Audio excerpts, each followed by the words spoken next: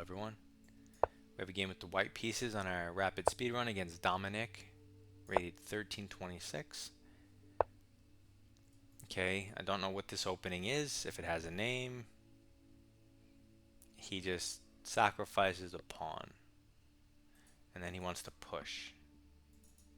If I take this one, he's going to take this one. Weird. I guess I'll take this one. I don't know. I mean, worst case scenario, it's equal, so like it doesn't even matter. I don't need to take advantage of this exact opening with engine best because who cares? Okay, so he hits the knight. Where do we want to move it? Center? Seems reasonable. He can get his pawn back, but he takes with the queen. This threatens my knight. Okay. There's no convenient way to defend the knight properly.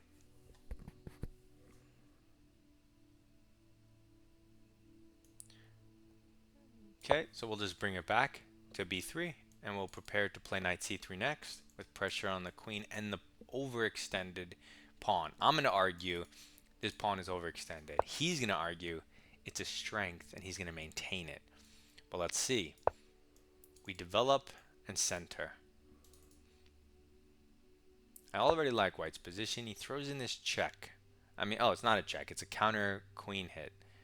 We get a queen. He gets a queen. We get a knight. With check, he gets a knight. We get a bishop. We're up a piece. We even can take on c7 and be up material. Probably. You could even block and stuff, but let's just win material. Also, let's calculate queen takes. We get a piece. He gets a queen, we get a queen. He gets a piece, we get a piece. I mean, he gets a piece. Weird check, king up, he loses the queen. So you could take the queen or you could take the bishop. If I take the bishop, I'm going to take the bishop just because this check is cool if he doesn't take my queen. If he does take my queen, I just win the bishop and with knight to c7 threat. Either way, I'm winning after 7 moves, so this guy's gambit failed miserably. Oh, okay, but he's taking a pawn. I took a piece. So this desperado is hardly sufficient. It also allows me to long castle. So now I have great development. If I long castle, we sack a pawn. Do we care? Well, it just seems unnecessary. So let's kick the knight. First, sure, we're offering him to evacuate his pawn that we were gonna win. But since the game's over, and now we have open lines because that pawn's not there, it's just devastation, really bad. Way worse than a lot of you think it is. This knight is his only developed piece. It's actually centralized. Okay, let's keep that in mind. He's hitting this pawn. Or he's hitting that square, I should say. So before we castle and let him take it and hit our bishop, which you could, I'm going to go here. Yes, it's staring at the pawn, but I have no intention of keeping this pawn. I don't even want this pawn here. I want to move it. I want to get rid of it. The only reason I didn't let him take it is because of this square, not the pawn. So anyway, he develops, and now I think long castling makes a lot of sense, as does hitting the knight because it's a free move, but then he goes here. So let's go here first, get the rooks here. We have such a strong position, such a powerfully developed position, and he castles. Fine.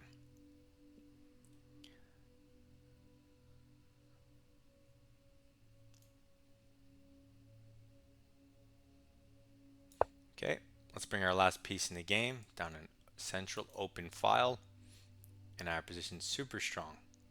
Improving moves, king b1, f4. Okay. He develops his bishop, but it's in the line of fire. He's lining up pieces for me because he's generous. So now f4 wins material, maybe, because we're attacking the defender and the guy behind it, and the interference guy. So f4 is now much stronger because he put the bishop in the line of fire. So now when we take the knight, his bishop's loose, winning more material. He can't move the bishop with a strong counter threat, so it hangs. Our rook is protected by the king and the knight, so this is not a pin. He grabs a random pawn at the side of the board, but this offsides his knight, and he's down so much material, you're happy to see that. We don't have a queen, so checkmates are unlikely. Our safest bet is to trade the rooks. However, we still do have lots of minor pieces, so we could checkmate him. Maybe I'll do that.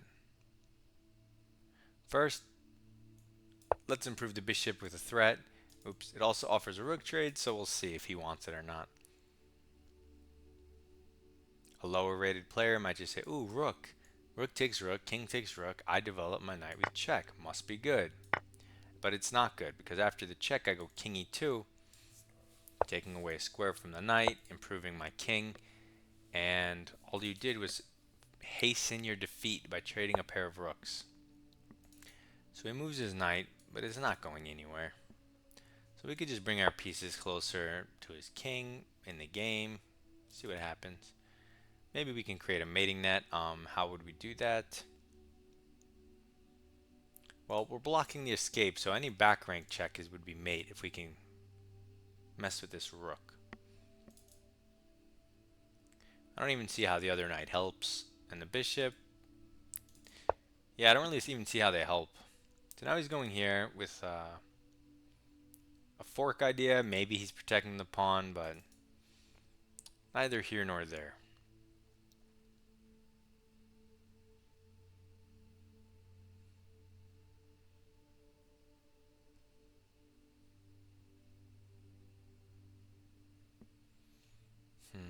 I can't force a rook trade. Okay. Fine.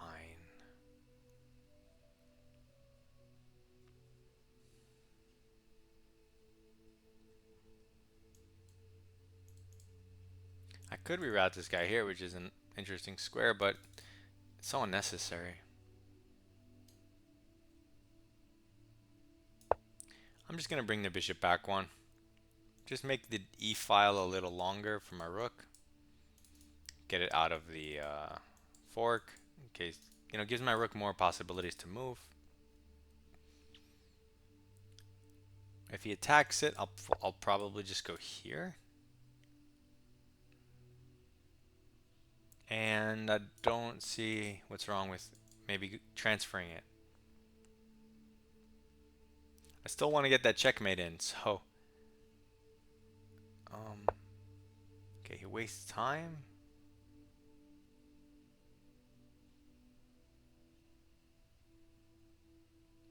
Okay, let's go for it. If he gives us random checks, we hide our king here and he can't even attack us because of our bishop. Maybe he'll move his king over, but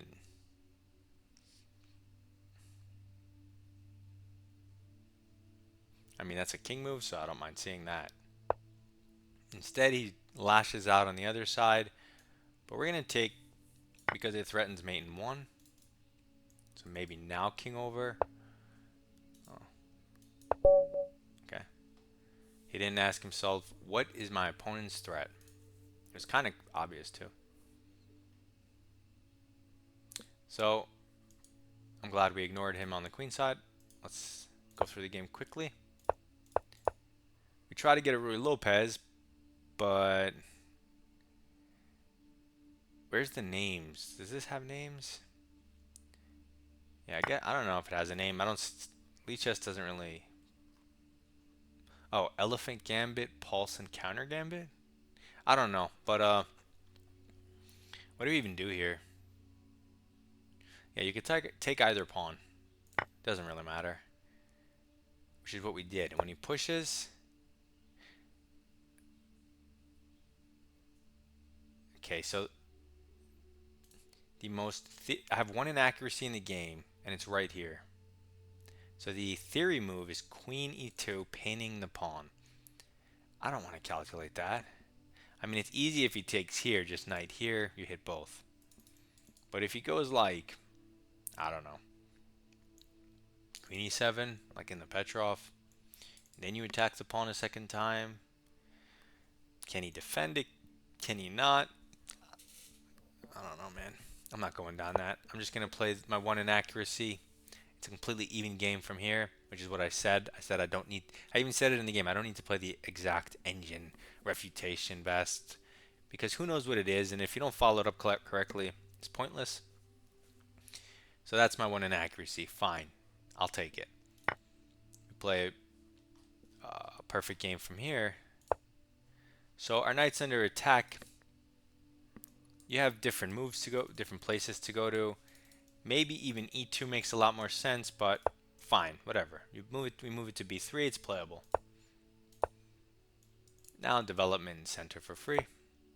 And he blunders. It goes from an even position to +5. We're just completely winning. The engine wants him to just get his queen out of the way like a normal person. But I kind of like white here, because this pawn, it's not like he won a pawn, right?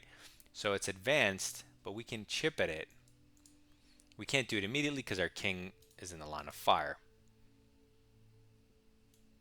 But I have a hard time just seeing this working out for black. I feel like just natural moves. They want him to take.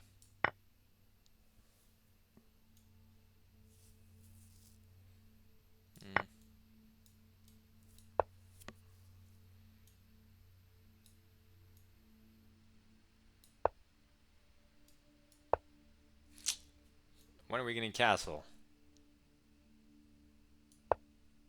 Oh, you can't castle. I see. So he just keeps our king tied down a little bit. That's the goal.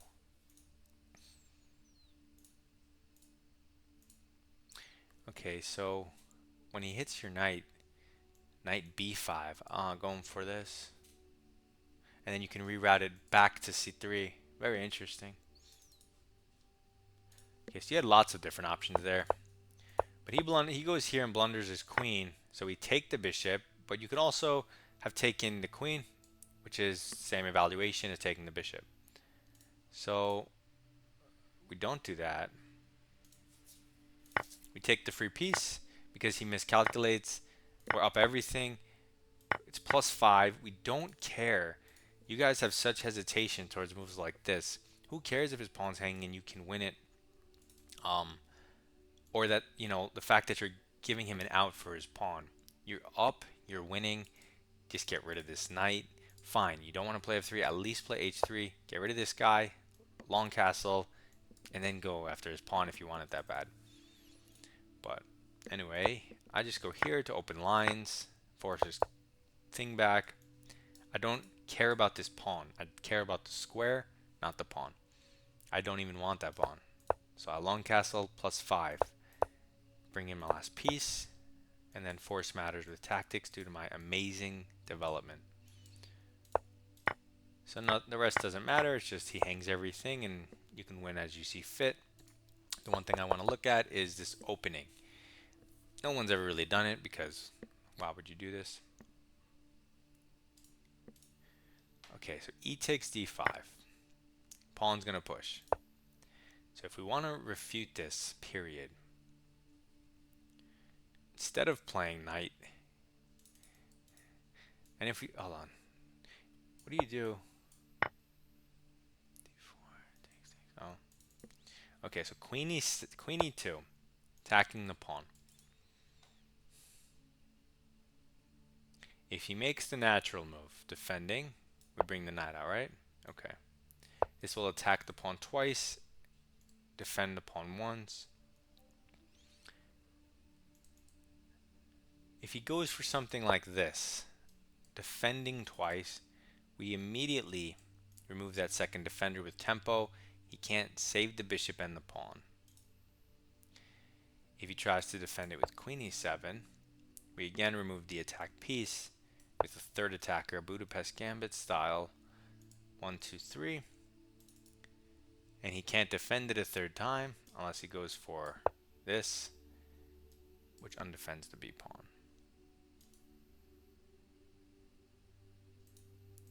Okay. If he goes for queen e7 first, the knight's under attack. We're going to move it into the center. His pawn's not hanging, and it's his turn again. He's going to do the most natural thing, maybe even f5, some players. And white is +2. If he develops the knight, white's still +1.5. We attack the pawn a second time, which makes sense. It's defended twice.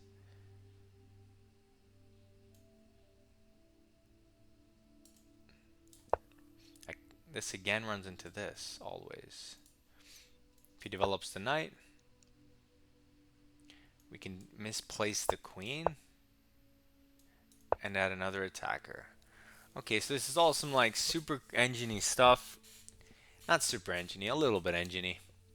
Just because of the queen e7 move, but I mean queen e2. But I guess it's playable if you calculate all the lines, but unnecessary. Don't even bother. I just wanted to see what it looked like. Just hop your knight in the center and give that a go. Play a normal chess game like I did. Anyway, good luck in your chess, guys. I'll see you in the next one.